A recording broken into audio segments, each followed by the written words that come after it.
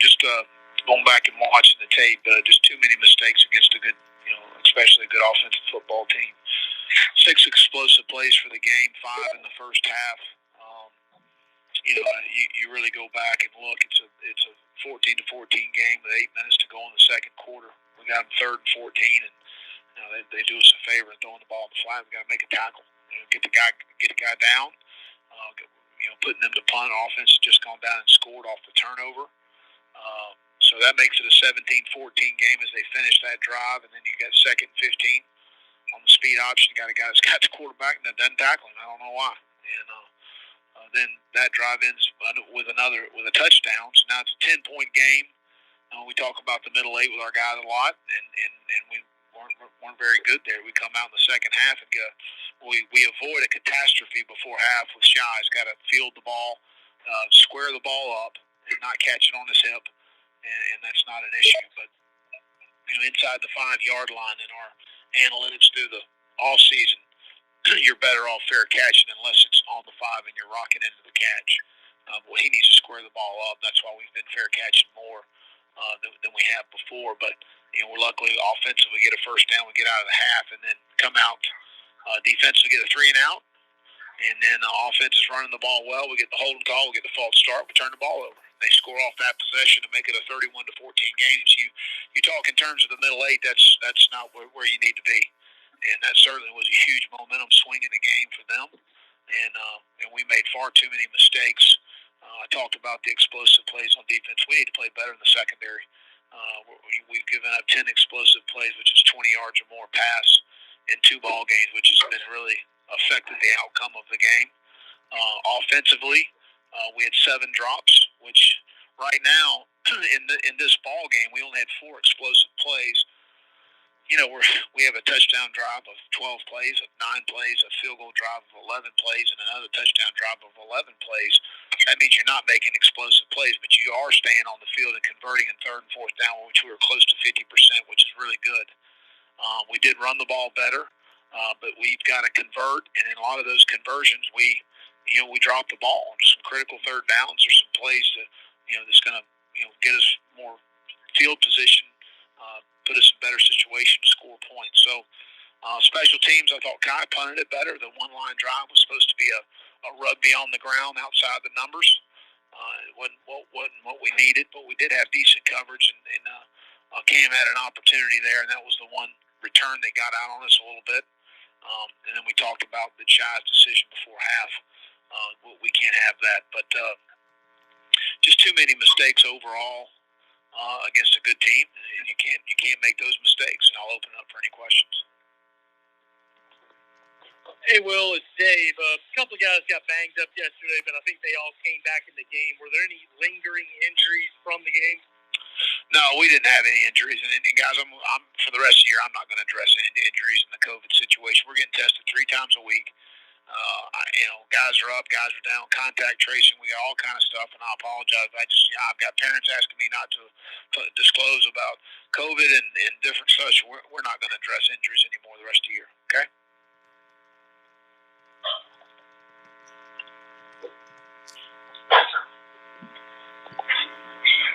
Hey, well, this is Colin. I guess you talked before the game about getting more out of your right side of your line. Do you feel like you got that with Ja'Kai and I guess Javon Saturday? Yeah, I thought Javon did some good things. I thought Ja'Kai did too. We played better. We still think we can play better. And so we may give some other guys, obviously Jalen Nichols is rep there. Vershawn Lee played, I think, I don't have it in front of me, but 8 or 10 snaps in the game. And then Jasmine, we may look at some things over there with Jasmine as well. So we need to continue to progress at that position. Yeah. Well, this is John. It seemed like R.J. Roderick got picked on a good bit throughout that game. Would that be a fair assessment? And are you surprised by his performance, being second-year full-time starter, but played a lot of freshman year too? Well, yeah. I mean, he got a 2 third down there that he and I talked about today. That we got to have an opportunity to get off the field in those situations and match up against the guys that we feel like we can match up against and make those plays. But I think as a whole, as a secondary, we need to play better. We just need to the explosive plays when you have 10 in your first 2 ball games. We can't have that. That's hard to win games when you're giving up explosive plays, and we've done that, and we've got to get better, and we start working on it this week. So he's had a good training camp, and he's done some things well, but certainly he's more than capable of playing better. And to follow up on that, it seemed like Jalen Dickerson played a good bit more later in the game. Could he potentially start this week, or how do you evaluate that? Yeah, we're gonna go through practice this week, and the guys that practice the best ones are gonna play on Saturday. So there's no doubt about it. He did some good things. Hey, Will, this is Will. Go ahead. You mentioned that speed option play. How did you want to kind of play that, and what was sort of the role of the safety that kind of shot in late? Well, the safety had the pitch, and then Devon Player had the quarterback.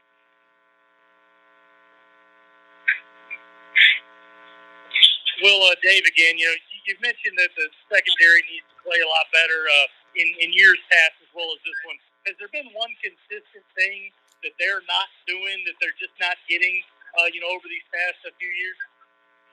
Well, I mean, you just go back and look at some 50-50 balls. We got opportunity. We got to get the ball off people. You look at the deep over route that 80 caught. You look at the Pitts on the sideline. You look at the ball thrown against John Dixon. I mean, we got opportunities to make interceptions. We got opportunities to knock the ball down, and we've got to make plays on those balls. And that's their guys did. So we've challenged our guys. We got to do more in the secondary. We got to be more productive in the secondary. We're averaging 8 yards an attempt right now. That's the most I've ever been around. So, when you have that many explosive plays in your first 2 ball games, that's what's going to happen. So we need to limit the explosive plays. Has been the most alarming thing that's happened. Is there one drill or scheme that you can do to kind of improve that? Well, you got to get guys in position to when they have opportunities to get their hands on the ball. Number one, to make good decisions. Do I go for the interception, or do I go to knock the ball down, or do I need to secure the offensive player? Those are all 3 issues that we've had some problems as far as getting the ball off a guy, or securing the tackle, or making an attempt at the interception. Continue to put those guys in those situations, which we do one-on-one every single day. Against our receivers, we do a lot of different drill things that can help with that. We'll continue to do that. Will, you were asked after the game, Eric and Spartanburg, you were asked after the game, I guess it's kind of a couple of times about tackling, and you said you wanted to watch the tape. Just wondering what your thoughts were after watching the tape about the tackling of the defense. Well, we had 12 missed tackles, which is 12 too many. But the glaring missed tackles obviously was Kadarius Toney's 57-yard run. We had 4 guys that can't get the guy on the ground. How, I don't know. We asked him today. We didn't get much of a response. So, again, I mean, that was the alarming play. I mean, there's certainly some others that we could have cleaned up in some situations, sure. When you play good people, you're going to miss some tackles. That's part of it. But that's the glaring play. Just call it like it is. Willis. Have you used everybody that's ready to play at this point? Is there somebody we haven't seen in a game that you feel like might be close in the secondary that you could work in there? Yeah, Joey Hunter played. He held up as a corner on our punt return team. He's a guy, a possibility that could play, that I think's got the ability. Just got to get him ready to go. Donald Fortune has shown some things to us. Right now in the secondary, those would be the 2 young guys. And I'm not smart enough to know how much zone or man y'all are playing, but what's that breakdown been like? And is there anything you can do to change that would help you think? No, I think every game presents different issues, whether it's matchup issues outside, whether it's so we change week to week. That depends on who you're playing, and your confidence level in playing man, or your confidence level in what you need to do from a zone standpoint. So that changes week to week. It'll change this week with Vanderbilt. I haven't started on them yet, so I couldn't answer that question. And just off the top of my head in our breakdown, I don't have a breakdown of the first 2 ball games, man versus zone, but we've played both. We've played split safety. We've played middle field. We've played some different combination coverages. We did some different things Saturday, obviously, with Pitts, and had some success with that. So we'll continue to try and mix things up as best we can without having our players think. Have you talked to Mike about you got a chance to talk to Mike about that last drive, offensive drive today, and do you feel any differently than you did right after the game? Yeah, I mean, we didn't want to run 7 minutes off the clock. At the end of the day, we wanted to score a touchdown. That's what we need. We needed to score a touchdown to make it a one-score game. So in that situation, after we got the fourth down conversion, I want to say there was a little above 5 minutes left in the game. We talked in terms on the sideline. We needed to speed it up a little bit. Colin dropped back the next snap, had a scramble. Ran out of bounds on our sideline, I believe. We had the sprint out to Rico, which got another first down. And then we had a series that created some issues for us. So from my standpoint, from a time management standpoint, you got 2 timeouts left. So if we score a touchdown and within 2.5 to 3 minutes we can kick the ball deep, use our timeouts, and have an opportunity to get the ball back with no timeouts. Because generally, if we have 2 timeouts on a change of possession or a kick change, they can run off anywhere between 44 and 48 seconds. All right? So then we're getting the ball back with 45 seconds to a minute, which really is a long time in college football because the clock stops on first downs. So that's what we're hoping for in that situation. He scrambles, the clock continues to run. We were running an RPO thinking we're going to throw it. They jump in 2-man. We had an opportunity for an explosive run there. We didn't cut off the guard, or we got a big run. So the clock's still running, but it's 3rd and 2. The most important thing, you got to go back to start the drive. We got to score a touchdown. So it's about now we got to get the first down. So we wanted to get the first down. We had a play signaled in. Colin changed it at the line. Took a little longer than obviously what we wanted it to run the power play. We only get 1 yard. Instead of calling timeout there, we made a decision that they were gassed on defense. We'd rather put our big people in the game, which we did, on 4th and 1 to make sure we got the first down. Because, again, let's go back to the goal of the drive was to score a touchdown. That's what we had to have in order to give us a chance. So now we get the 4th down conversion. You're right under 2 minutes to play. So now, obviously, we're in a situation where we're going to have to onside kick with just only 2 timeouts after a score. We threw the swing pass to Kevin. He gets the first down. Wish he had gotten out of bounds, but he's fighting to get the first down. Clock stops at the first down, and then we had 4 incomplete passes. So, in a perfect world, we'd like to have had 3 minutes on the clock with 2 minutes, 2 timeouts to go. You're kicking the ball deep off the touchdown because that's what we needed to do in order to give ourselves a chance to win the game. I said in the postgame, I believe, we needed to be crisper. We needed to be a little faster, especially after the 4th down conversion, which was discussed on the headsets. We need to be faster. So I've said that. I don't know how many more times I've got to say it. We needed to be faster and crisper at the line and getting things called. Now, also the issue is when you go true 1-minute offense, you're limited formationally on where you can put people. And in that situation, we're doing a good job as far as moving Shy around in some different spots to give him some opportunities. And that right now is where we are. And they were playing more coverage, more quarters, 2-man, as far as pushing the ball far down the field in those situations. So, Colin got some good scrambles. Got to continue to work through those things. But, yes, we wanted to be faster in the operation after the 4th down conversion. It was discussed on the headsets. We didn't execute as well as we would have liked. We had some unfortunate down and distances come up on the drive as we were trying to save 2 timeouts to try and win the game. Thank you. Hey, well, Ben again. How did you guys approach rotating receivers before the game and planning and then during the game? I'm sorry, I couldn't hear you. How do you kind of approach rotating receivers before and during the game? Well, we have certain things on the play sheet that are dialed up for certain guys, and obviously when those plays are being called by Coach Bobo, we rotate those receivers in the game. Then we try to get in the settle of a rotation of the guys that are playing well, and that's kind of how we approach every game. Who's practiced the best, who we feel like understands the game plan, who can be a productive player for us, and who can help us win the game. And then in the game, who's playing well, and then certain plays that are dialed up for certain guys that we try and get those guys in the game in those situations. Hey, Will, Dave, again, you mentioned the receiver drops, and I know you guys are trying to improve on that. From a coaching standpoint, how much of that is on you and the staff, and how much of that is on the guys to go in and work extra with the judge machine and work extra with each other on trying to get that better? Well, again, I mean, we can't catch it for them. So obviously our guys work on the jugs a lot. We need to work on it more. We try and put them in contested situations where there's a defender in front and they've got to be able to locate the ball. That was a situation there when the umpire was right in front of Nick Muse on that third down play. He lost vision on the ball when the umpire stood there. So those are some unfortunate things that happen sometimes during the game, but that's part of the game. That's part of the deal. Hey, well, this is Colin. I guess sticking with receiver for a second, I guess what did you see from Josh Vann to make you, I guess, start him, and where do you feel about this receiver rotation 2 games in? We'll determine that moving forward. I mean, Shai's been the most productive guy we've got.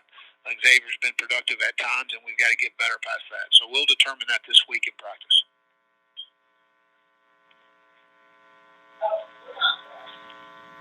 Colin again, I guess. What did you see from Damani filling in for Sherrod, and kind of with the struggles in the secondary, do you guys anticipate playing maybe a little bit more regular than you have in the first 2 games? Possibly. We're kind of looking at that. I think a lot depends, Colin, on what you're facing offensively. So we'll continue to look at that tonight, and then but I thought Damani did a good job. I thought he played well in there. There's no issues. Again, the guy plays hard. He understands what we're doing defensively. I thought he played well. Thought he did a good job. And the dime package helps you with matchups, and also helps you disguise more as far as where you are with some people, just from a structural standpoint. But we'll continue to visit that as we move forward.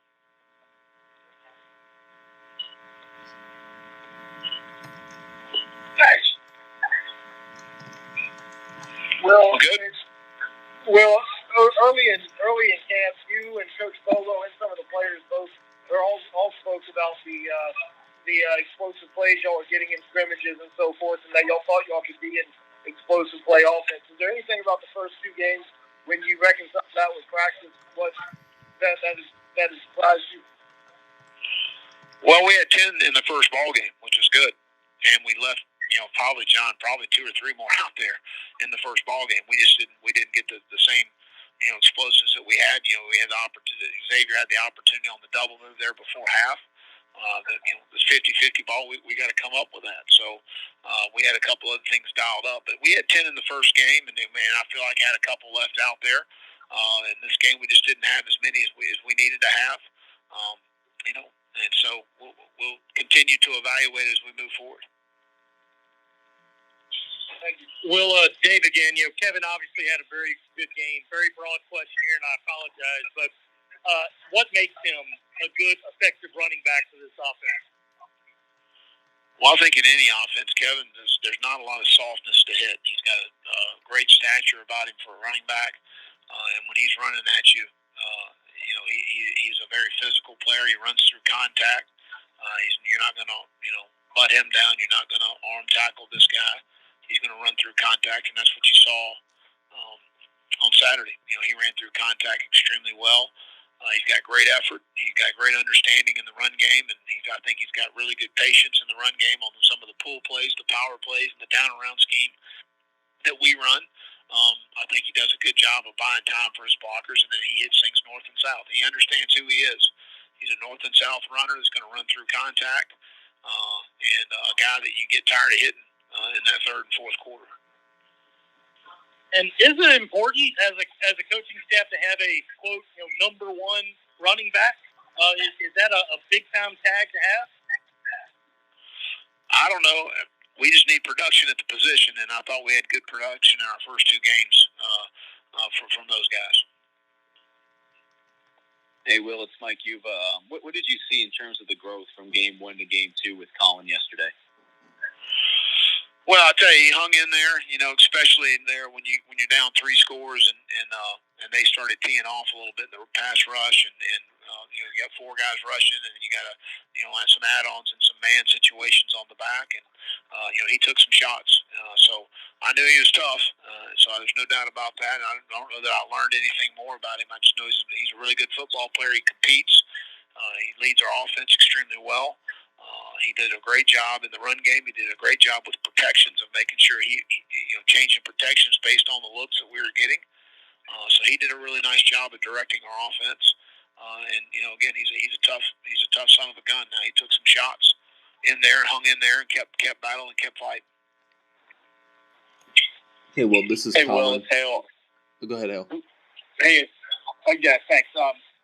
It seemed like there were a lot of drives that started with offensive calls that they were looking to try to move the ball downfield through the air. Was that an emphasis for Coach Bobo coming out of last week when he wanted to try to do more stretch to defense? Was that an emphasis he had coming into this past Saturday? Yeah, I think that was something coming off the first ball game, but every week is different based on the schematically what you're playing, and they played more quarters probably than we had anticipated coming in the game. We thought we'd see more middle field coverage. They did play some, but not as much as we thought. But I think that's a week to week thing,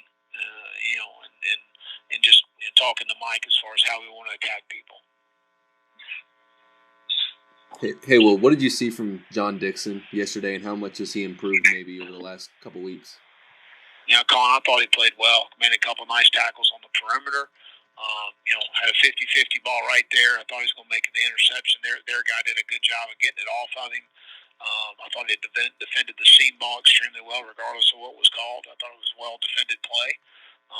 So I thought John really showed up and flashed and did some good things. He did a really good thing is holding their gunners up on our pump block unit.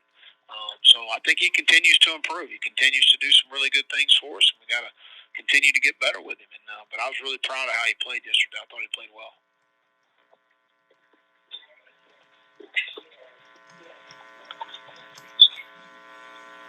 Hey, Will, Hale again. You mentioned Eric Shaw on Thursday night during the Collins show. What has he done to get himself ready these last couple of weeks or so as he's, been healthy and available and able to? Yeah, well, he missed so much training camp because of the bone spurs that he had from high school. So, everything's been a little bit new for him. But he's a really good athlete. He can stretch the field vertically. He's got some toughness. He's got, he's a strong. He's a heavy-handed guy at the point of attack. So a guy that we think athletically has got a huge upside. He ended up playing, I think, one or two snaps in the game. And as we continue to move forward, hopefully his role continue to expand.